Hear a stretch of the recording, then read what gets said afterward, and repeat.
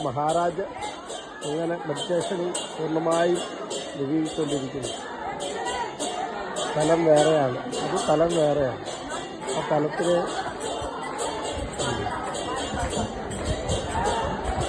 അവർക്കുള്ളതാണ്, സാറല്ല. അതിപ്പോൾ ചെയ്യുന്നത് എന്താണെന്ന് ചോദിച്ചാൽ അദ്ദേഹം ചെയ്യുന്ന കർമ്മം ഇപ്പം എന്താ ശ്രീവിദ്യ ഉപാസകനായിട്ടുണ്ട്. ചക്രാസനത്തിൽ കൂടെയുള്ള യോഗ ധ്യാനമാണ് ഇപ്പോൾ ചെയ്യുന്നത്. ശ്വാസത്തെ കൊണ്ട് മൂലാധാര ചക്രത്തിൽ നിന്നും സ്വാധിഷ്ഠാനത്തിലോട്ട് ഉയർത്തി അവിടെ നിർത്തി ഏകദേശം 16 മാത്ര സ്വാധിഷ്ഠാനത്തിൽ നിർത്തിയിട്ട് 8 മാത്ര കൊണ്ട് ആ ശ്വാസത്തെ പുറത്തേക്കെന്ന് പറയുന്നത് എങ്ങനെയാണ്?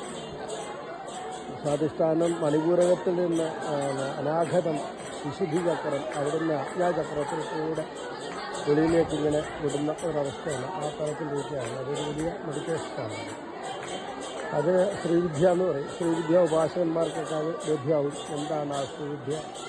പക്ഷേ ഇവിടുത്തെ ഈ നൃത്തത്തിൻ്റെ ഇടയ്ക്ക് ഈ മെഡിറ്റേഷൻ ചെയ്യുമ്പോൾ ഉണ്ടാകുന്ന ആനന്ദം ഒരിക്കലും നിസ്സാരമായിരിക്കത്തില്ല. അതൊരു വലിയ സംഭവമാണ്. കാര്യം എല്ലാത്തിൻ്റെ ഇടയ്ക്ക് ഇരുന്നുകൊണ്ട് നമുക്ക് ഏകാഗ്രമാകാൻ പറ്റുകയെന്ന് വെച്ചാൽ അതൊരു പുണ്യമല്ലേ, അതൊരു മഹാപുണ്യമല്ലേ.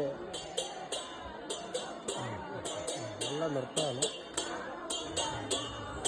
കാണേണ്ട സംഗതിയാണ്. ഇങ്ങനെ ചോട് വെക്കാണ് എല്ലാവരും. രാധേ രാധേ രാധേ കൃഷ്ണ രാധേ രാധേ. എനിക്ക് തോന്നുന്നു ഇവിടെ കൃഷ്ണനേക്കാളും മുൻതൂക്കം രാധയ്ക്കാണ്. രാധേ രാധേ എല്ലാം.